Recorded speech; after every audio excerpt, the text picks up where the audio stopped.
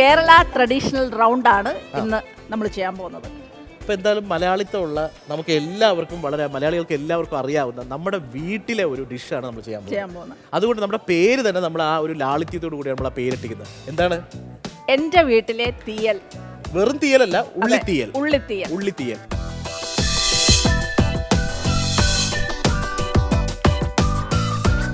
അപ്പം നമ്മൾ ആദ്യം ഒരു ഇച്ചിരി പുളി, ഒരു നെല്ലിക്ക വലിപ്പത്തിലെ പുളി നമുക്ക് ചൂടുവെള്ളം ഒഴിച്ച് വെക്കാം. കളർ വരും. അതുകൊണ്ടാണ് ഇതിനെ കരിഞ്ഞ വിഭവം എന്ന് പറയുന്നത് തീയലിന്. പുളി കൂടരുതേ, പ്രത്യേകം ശ്രദ്ധിക്കണം. ഉള്ളിത്തീയലിന് പുളിയൊന്നും ഒരുപാട് ജാസ്തി ആവരുത്. പുളിയൊക്കെ എന്താ ലൈറ്റ് ആയിട്ടുള്ളൊരു പുളി മാത്രമേ പാടുള്ളൂ. മെയിനായിട്ട് ഇത് ചെയ്യേണ്ടത് തേങ്ങ വറുത്തെടുക്കണം. നല്ല കറക്റ്റ് മൂപ്പിൽ വറുത്തെടുക്കണം. യമുന ചേച്ചി, തേങ്ങ വറുക്കുന്ന സമയത്ത് ഞാൻ ഈ ഉള്ളി അതിന് പാകത്തിനൊന്ന് കട്ട് ചെയ്ത് വയ്ക്കാം. ഒരുപാട് കനം കുറയ്ക്കരുതേ. 2 പീസാക്കണം.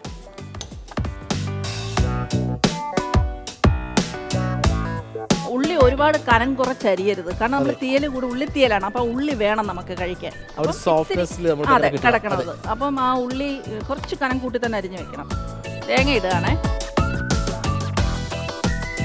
ഇത് കറക്റ്റ് പരുവത്തി മൂപ്പിച്ചെടുക്കുന്നതിലാണ് ആ ഉള്ളിത്തീയലിന്റെ ടേസ്റ്റ് ഇരിക്കുന്നത്.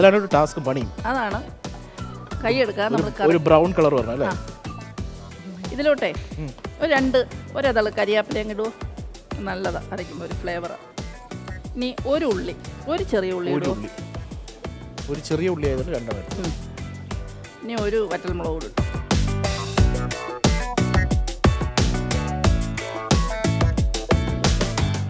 നമ്മൾ ഈ നോൺ സ്റ്റിക്ക് ആയതുകൊണ്ട് പെട്ടെന്ന് ചൂടാവുമ്പം തീയൊന്ന് കുറച്ചോണേ. എനിക്കല്ല ഇരുമ്പ് ചട്ടിയിലും മൺചട്ടിയിലും ചെയ്യാനാണ് ഇഷ്ടം. പൊതുവെ തീയലൊക്കെ വെക്കുമ്പോൾ ഇരുമ്പ് ചട്ടി തന്നെ വെക്കണം. ആ ഒരു ഒതന്റിക്. ഞാൻ എല്ലാം വീട്ടിൽ കൂടുതലും നോൺ സ്റ്റിക്ക് വളരെ കുറവാണ്. ഇല്ലെന്നല്ല, ഞാൻ ഉപയോഗിക്കാറുണ്ട്. ജസ്റ്റ് കറി ചപ്പാത്തിയൊക്കെ ഉണ്ടാക്കി വെച്ചിട്ട് രാത്രി കഴിക്കാൻ ഒന്ന് ചൂടാക്കണമെങ്കിൽ നോൺ സ്റ്റിക്ക് പാനിൽ വെച്ച് പെട്ടെന്ന് ചൂടാക്കി എടുക്കും. പക്ഷേ കുക്കിംഗ് ചെയ്യുന്നത് ഞാൻ കൂടുതലും പിന്നെ മൺചട്ടി, അവിയലൊക്കെ ഞാൻ മൺചട്ടിയിലാണ് വെക്കുന്നത്. പിന്നെ ഇരുമ്പെട്ടിയിലുമായിട്ടാണ് ചെയ്യുന്നത്. അപ്പോൾ അതാണ്ട് നമ്മുടെ ഇത് കഴിഞ്ഞു, വറുത്ത് കഴിഞ്ഞു, കറക്റ്റായി. ഗ്യാസ് ഓഫ് ചെയ്തു.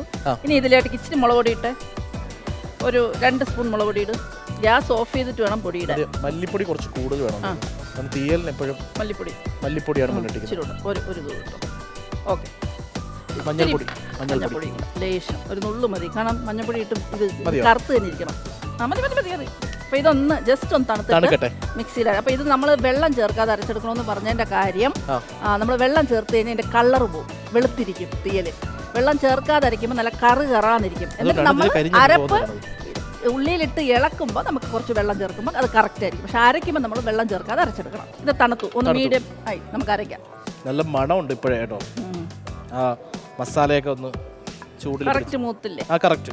നന്നായിട്ട് ഇത് അരഞ്ഞു കഴിഞ്ഞു. അതിൻ്റെ ആ ഓയിലൊക്കെ ഇറങ്ങിയിട്ടുണ്ട് കണ്ടോ. ഇനി ഇതിലേക്ക് നമുക്ക് കുറച്ച് വെള്ളം ഒഴിച്ചിട്ട് ഒന്ന് അരച്ചെടുക്കാം. അപ്പം കറക്റ്റ് ആവും. നല്ല നൈസായിട്ട് പേസ്റ്റ് പോലെ നല്ല നൈസായിട്ട് ഒരു തരി പോലും ഇല്ല, അരഞ്ഞു. അപ്പോൾ ദാണ്ട കടായി ചൂടായി, ഞാൻ എണ്ണ ഒഴിക്കുകയാണേ. നമുക്ക് ദാണ്ട ഈ ഉള്ളി ഇതിലേക്ക് ഇടാം, അരിഞ്ഞു വെച്ച ഉള്ളി. എപ്പോഴും കുക്കിംഗ് മീഡിയം ഫ്ലെയിമിലാണ് ചെയ്യേണ്ടത് കേട്ടോ. ഒരു പച്ചമുളക് കൂടെ നമുക്കതിൽ ഉള്ളിയുടെ കൂടെ ഇടാം. വളരെ കനം കുറച്ച് കനം കുറച്ച് അതിൻ്റെ കൂടെ ദാണ്ട. ഇത് ഞാൻ കണ്ടുപിടിച്ചതാണ്. ഇതൊന്നും എനിക്കറിയില്ല. തേങ്ങാക്കൊത്ത് ചെറുതായിട്ട് അരിഞ്ഞ തേങ്ങാക്കൊത്ത് ആ ഉള്ളിയുടെ കൂടെ കടിക്കുമ്പം തീയല്ലൊരു ടേസ്റ്റാണ്. വളരെ കുറച്ച്. ഇതാണ് നമ്മുടെ ഉള്ളി കറക്റ്റ് വഴന്നു കഴിഞ്ഞു. ഇതിലേക്ക് നമ്മൾ അരപ്പൊഴിക്കാൻ പോവുക.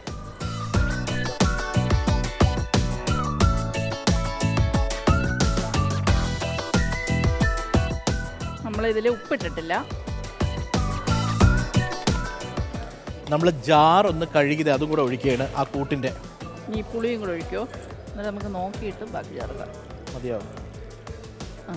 പുളി പിഴിഞ്ഞൊഴിച്ചു, ഉപ്പിട്ടു, അരപ്പൊഴിച്ചു. ഇനി നമുക്ക് ഉപ്പും പുളിയൊക്കെ കറക്റ്റ് ആണോ എന്നൊന്ന് നോക്കിയവനെ.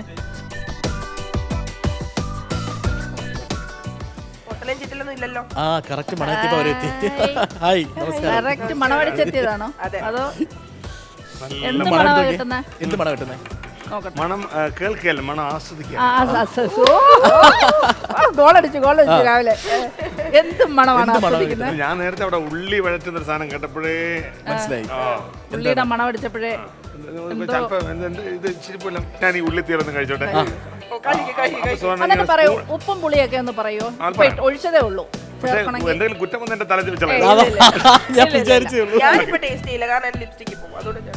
എനിക്കൊരു കുഴപ്പമില്ല. ഞാനത് കാരണം ഇത് കയ്യിൽ വെച്ച്, കാരണം നമ്മളിത് ട്രഡീഷണൽ ആണത്. അപ്പൊ സ്വാഭാവികമായിട്ട് അങ്ങനെ കിട്ടണമെങ്കിൽ നമ്മൾ കയ്യിൽ ഇങ്ങനെ ഒഴിച്ച്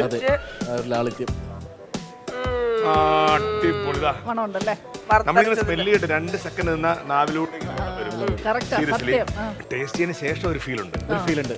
ശരിക്കും ഉള്ളി തീയലൊക്കെ വെക്കുമ്പോഴേ നമ്മൾ വറുത്തരച്ച് വെക്കുന്ന തീലം തിളച്ച് വരുമ്പോൾ ലാസ്റ്റ് എണ്ണ ഇങ്ങനെ അനുഷേട്ടാ, ഈ ഉള്ളി തീയൽ കഴിച്ചപ്പോ ഇതിന്റെ കൂടെ എന്തൊക്കെ വേണം?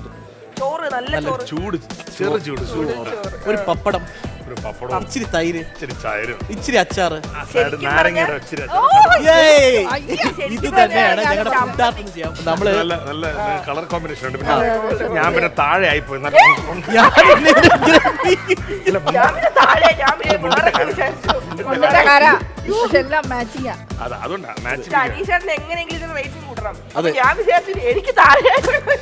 ഞാനിത് ചെയ്തിട്ട് കാര്യമില്ല. കരിഞ്ഞു പോരുത്. നമ്മൾ രണ്ടുപേരുടെ സോഷ്യൽ മീഡിയയില് നിങ്ങൾ രണ്ടും കൂടെ ഒരു പോസ്റ്റ് ഏറ്റവും കൂടുതൽ റീച്ച് പോകുന്നത് ഗേൾസിനാണ് കൂടുതൽ. അൽഗോരിതം അങ്ങനെയാണ്. മനുഷ്യന്റെ അൽഗോരിതം അങ്ങനെയാണ്. അത് മനസ്സിലായിട്ടാണ്. അല്ലല്ല, ആ സൗന്ദര്യം ഒരു ശാപമാണ് പുരുഷന്മാർക്ക്. സ്ത്രീകൾക്ക് സൗന്ദര്യം കൂടുതലോ കുറവോ. ഞങ്ങൾ പഴയ കോമഡി അതല്ല.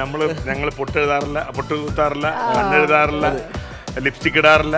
അത് എന്തുകൊണ്ടാന്ന് ഞാൻ പറയട്ടെ. കുറെ വീഡിയോസിലും കുറെ മീഡിയാസിലൊക്കെ ഇങ്ങനെ കണ്ടിട്ടുണ്ട്. പൊതുവെ പുരുഷന്മാരുടെ മയില് വരുമ്പോ പീല് കൂടുതൽ. അതിന്റെ ശാസ്ത്രം എന്താണെന്നറിയോ? എന്തുകൊണ്ടാണെന്നറിയോ?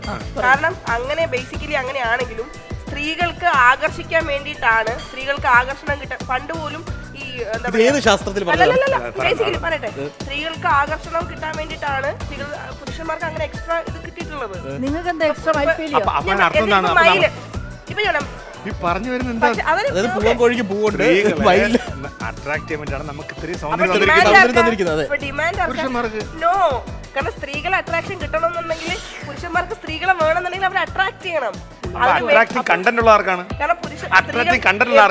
എപ്പോഴും ഒരു ഫാമിലി. എന്നിട്ട് എന്തിനാണ് ഈ സ്ത്രീകൾ ഇക്വാലിറ്റിക്ക് വേണ്ടി വാദിക്കുന്നത്? എപ്പോഴും ഒരു ഫാമിലിയെ മെയിൻറ്റെയിൻ ചെയ്ത് പോകാൻ പുരുഷനേക്കാൾ കൂടുതൽ സ്ത്രീകൾക്കാണ് കാപ്പബിലിറ്റി ഉള്ളത്. ഞാനും പോണു. പോയോ എല്ലാരും പോയോ? ഞാൻ പോയ ദീപൻ ചേട്ടൻ തിരിച്ചു കൊള്ളു. പിന്നല്ലാതെ ഇപ്പൊ മനസ്സിലായോ പുരുഷന്മാരുടെ സഹായം നടക്കത്തില്ല. അയ്യോ, കോമഡി ആയിപ്പോയി. നമ്മുടെ എന്റെ വീട്ടിലെ തീയൽ ഇവിടെ റെഡിയായി കഴിഞ്ഞു. പുള്ളി തീയൽ താണ്ട് നല്ല കറാന്ന് കിടക്കുന്നുണ്ടോ? എണ്ണയൊക്കെ തെളിഞ്ഞു നല്ല പരുവത്തി കിടക്കുകയാണ്. തീയൽ നിങ്ങളൊന്ന് ട്രൈ ചെയ്യണം. ട്രൈ ചെയ്തിട്ട് അഭിപ്രായം പറയണം. പിന്നെ ഓരോ ഓപ്ഷൻ ഞാൻ പറയാം. നിങ്ങൾ വീട്ടിൽ ചെയ്യുമ്പോൾ നോൺ സ്റ്റിക്ക് പാനിൽ ചെയ്യാതെ മൺചട്ടിയിൽ ചെയ്യാൻ നോക്കണം. അപ്പൊ ഞങ്ങളുടെ തീയൽ ഇതാ റെഡിയായി. ഇനി ഇതിനെ സെർവിങ് ബൗളിലൊക്കെ മാറ്റി ഞങ്ങളൊന്ന് സെറ്റ് ആക്കാൻ പോവാ. അത് ഞാൻ എന്റെ തീയൽ ഇവിടെ തയ്യാറായപ്പോഴേ എന്റെ അലങ്കാര പണി ഇവിടെ റെഡി ആയിക്കൊണ്ടിരിക്കുകയാണ്. നേരത്തെ പറഞ്ഞതുപോലെ ചേച്ചി തന്നെ തുടക്കം ഇട്ടത്. കാരണം ഈ തീയൽ കഴിക്കുമ്പോൾ കുറച്ച് ചോറും കുറച്ച് തൈരും അതുപോലെ ഇച്ചിരി നാരങ്ങ അച്ചാറും അതുപോലെ പപ്പടം ഉണ്ട്. ഇനി അടുത്ത് ഈ തീയലിനെ അങ്ങോട്ട് മാറ്റിയിട്ട് പപ്പടം കാച്ചാൻ ഒരു പപ്പടം കൂടെ കാച്ചി ഈ സൈഡിൽ വെച്ചിട്ട് ഈ സമയത്തിനുള്ളിൽ ഇതെല്ലാം ഈ തീയലൊന്ന് തണുത്തതിന് ശേഷം നമുക്ക് ഇതിലേക്ക് ഒന്ന് സെർവ് ചെയ്യാം.